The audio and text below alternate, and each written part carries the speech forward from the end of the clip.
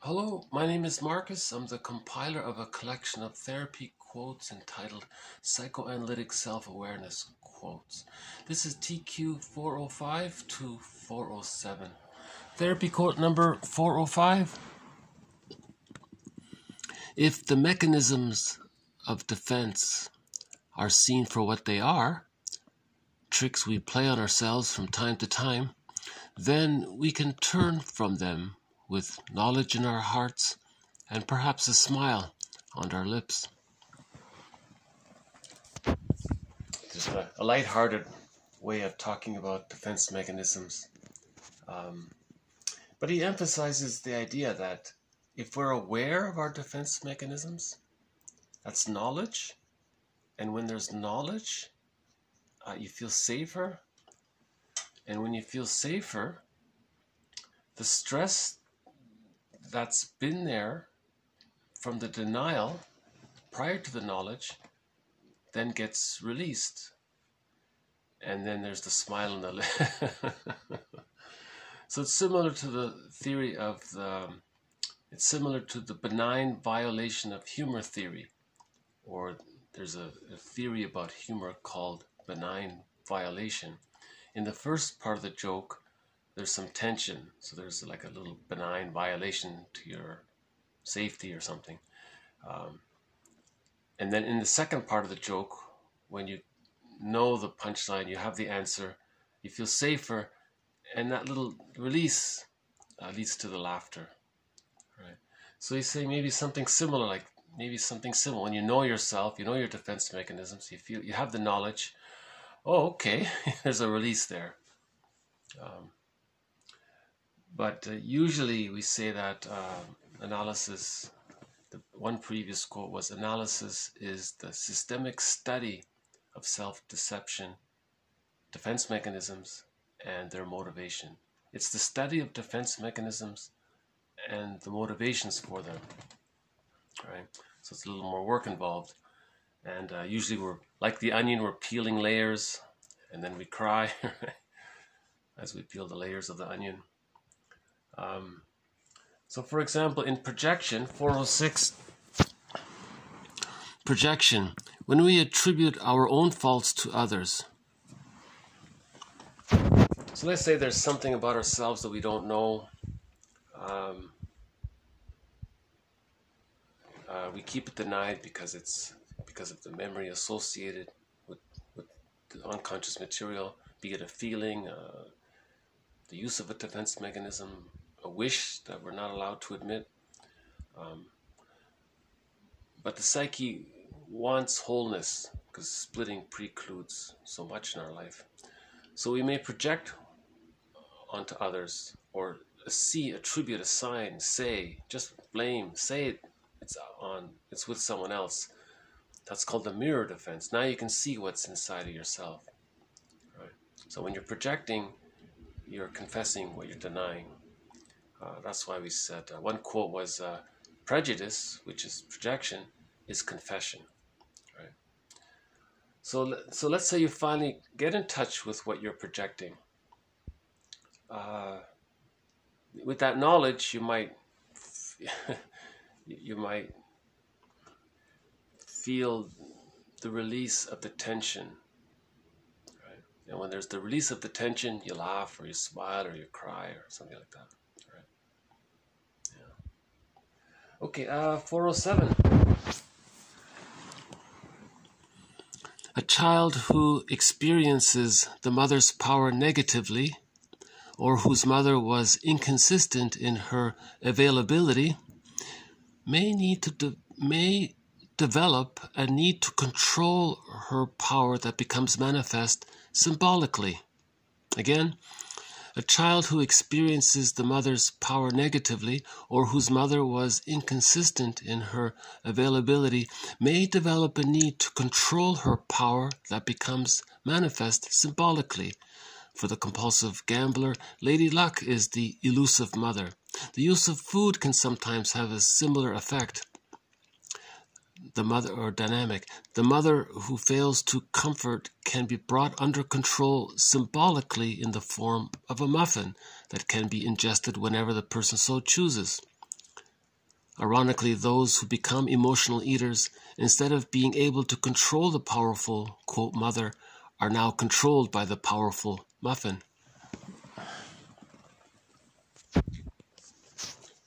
So this is a sort of a polite way of talking about developmental trauma. She says, the child who experiences the mother's power negatively. Wow, that's a very polite way of saying it. In other words, the child received emotional abuse, or the child's needs were never met. There was a huge misattunement. The child said he needed something and the mother didn't understand, and the mother gave the child the opposite. So there was the mother's power was experienced negatively, or the mother was not around. She would abandon the child or something. So that's a developmental trauma. If those negative memories or experiences outweigh the positive memories, that leads to a huge ambivalence. Splitting is still there. We've had a number of videos up to this point already on the defense mechanism of splitting and how that can lead to an unlived life, because splitting precludes mourning, splitting precludes whole object relationships, and so on. So anyways, when there's a developmental trauma due to an insecure attachment style, that results in the continued use of the infantile defense mechanism of splitting, where the baby sees two people, a loving mother and a rejecting mother. That's a stressful situation to have that deep ambivalence there. When there's a developmental trauma, that's a trauma. When there's a trauma, the theory is the person is going to repeat or recreate the childhood scene. Berg's metaphor is that every neurotic carries one of those long playing LP vinyl music discs, and whenever he sees a record player, he plays that disc record. In other words, he's bringing the past into the present and he's trying to replay it. He's trying to master the trauma of what's on that record. But beyond the age of 5, it's considered repetition compulsion gone awry, because no one can travel back in time in a time machine to change the mother, to get the mother to offer a secure attachment style. That's why sometimes it's called a secondary delusion, or it's called pathological repetition. Melanie Klein calls it the paranoid schizoid position. That's splitting, when you not being able to see the mother as an ordinary person, to appreciate that the mother is just one whole person, and you're seeing two. Psychically, the mother's represented in either as a goddess or a witch, right? That's like as seen in fairy tales. So there's like a schizoidal element. Splitting is considered. And then when you're projecting the rejecting witch onto others, so there's the unreality of it all, right? So anyways, so let's say there is a developmental trauma. Okay, now later on the person will regard something that symbolically stands for mother, and then now try to get mother to provide the nurturing. So if mother is symbolically represented in the comfort food, now the child can control the comfort food. He can hold the muffin, and he can decide when he's going to eat the muffin. If he's hungry, he'll eat it. If he's not hungry, he's not. Like, you know, he's trying to have control over the food, over the mother's love. It's represented in the symbol. It's a delusion, because in the end, as she says, the muffin controls the person. It doesn't work, right? Or if the person projects the rejecting, refusing, enticing, tantalizing, seductive like mother onto the casino, who's very enticing and full of promises and hopes, and sometimes they give you a little sample and you might win a little bit, and you keep trying to get more. So we're talking about the compulsive gambler here, right? And then if it reaches that point where the person is an addict or something, then the person is trying to get mother's love finally. He's trying to master the trauma of the mother not giving the child what the child needed. Later in life, he projects mother onto the casino, and now he wants to get the casino to meet that need. And of course, it's a delusion, right? Okay, I'll do these one more time. If the mechanisms of defense are seen for what they are. Okay, so defense mechanisms are, someone called them methods of self-deception. He's calling them tricks we play on ourselves from time to time. Okay, if we get to recognize them, then we can turn from them. Okay, so he's saying if you can recognize the defense mechanism and you have the knowledge, you have more ability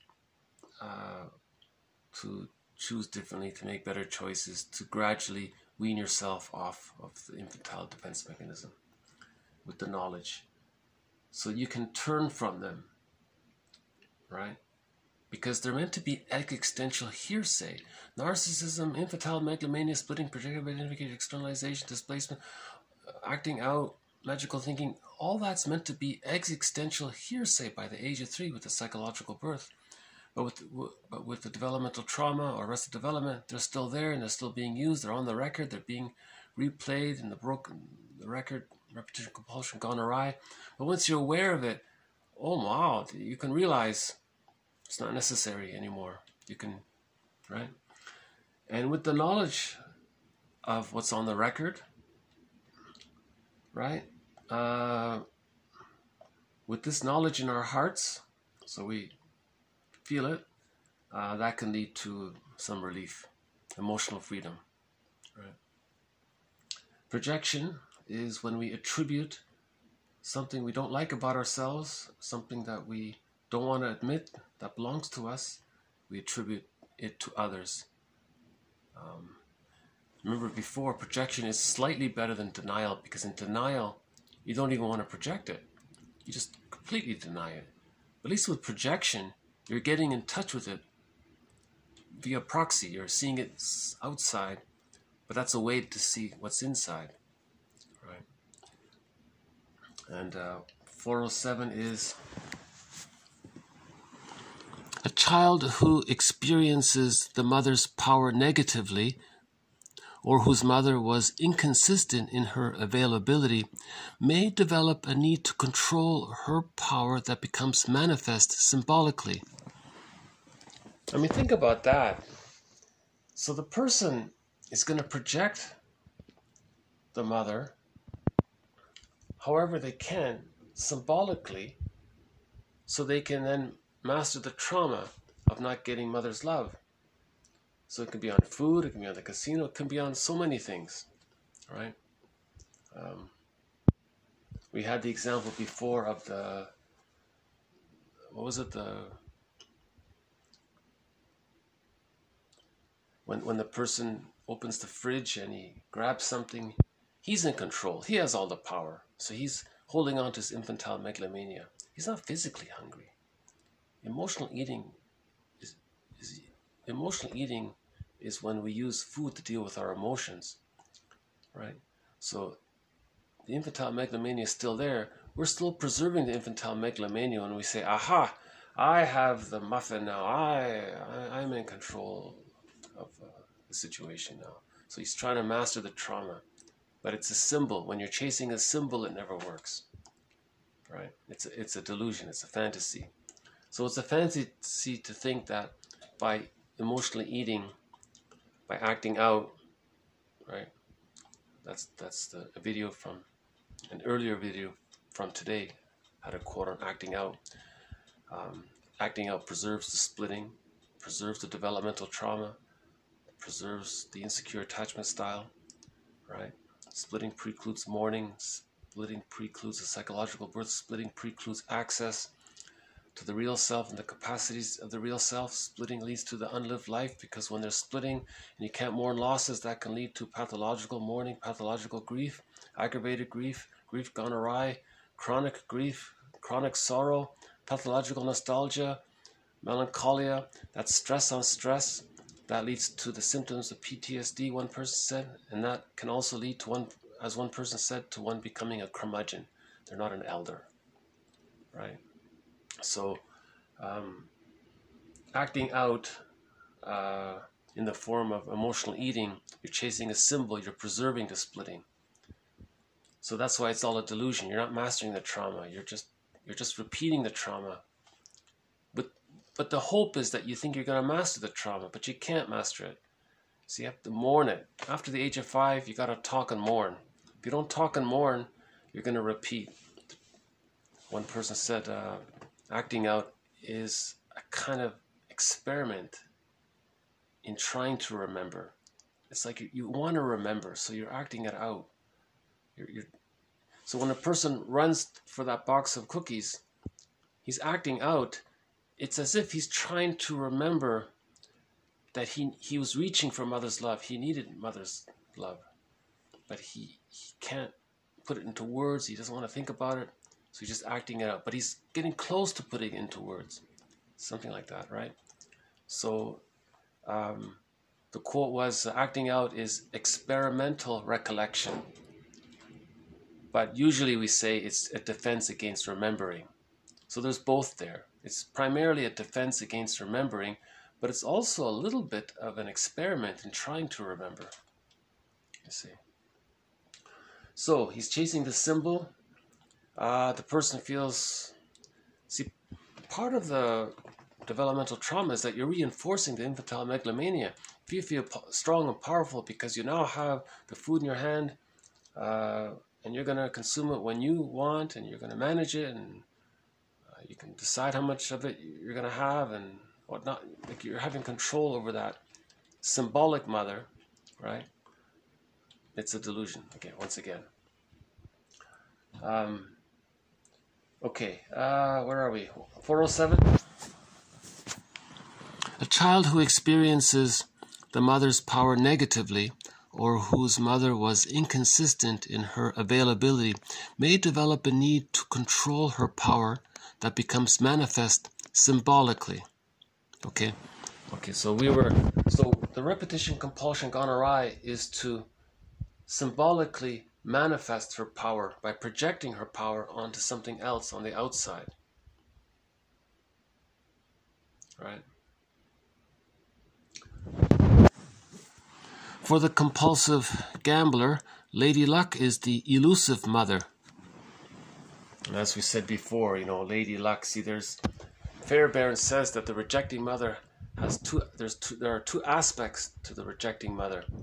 One is that she's enticing. There's the promise there. She can meet the child's needs. The child thinks if the child's good enough, maybe the mother will meet the child's needs. So there's that alluring, there's the enticing aspect of the mother. And then the mother rejects the child. So there's two parts. See, in fairy tales, you have the seductive character, and then you have the rejecting character. That represents the two aspects of the alluring mother, the rejecting mother or the refusing mother. Right? There's even a self-help book out there that tells women about this. They say, women, you want to catch a guy? Be alluring and then reject him. Because that's sad because, anyways. Okay, we talked about food already. Ironically, those who become emotional eaters, instead of being able to control the powerful, quote, mother, are now controlled by the powerful muffin. So who has more power? Right? The emotional eater over the symbolic food mother, or the symbolic food mother over the person. You see, so there's a little question there about that. Like, why is that even a question? Normally when you're hungry, you eat and you're fine. You don't using food to deal with your emotions, you see. So the food has power, right? That kind of thing. And then we project onto the food the memory of the rejecting mother, and so on and so forth.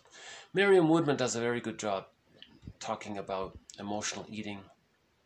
Roger Gould as well, in his book Shrink Yourself. Miriam Woodman has a series of books on on eating issues.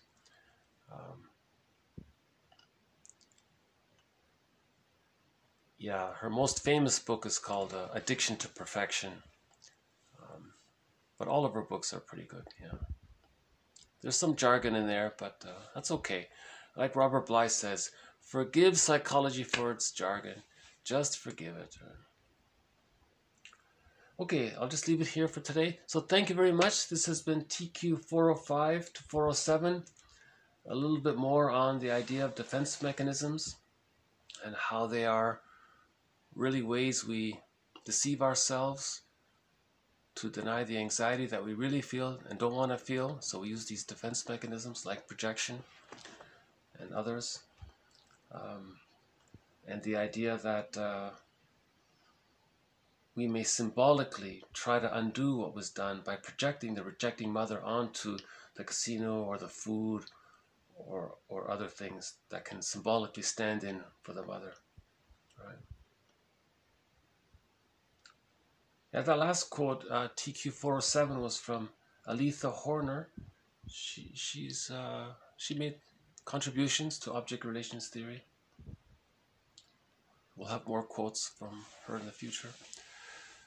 Okay, thank you very much. This has been TQ 405 to 407. Bye for now. Thank you.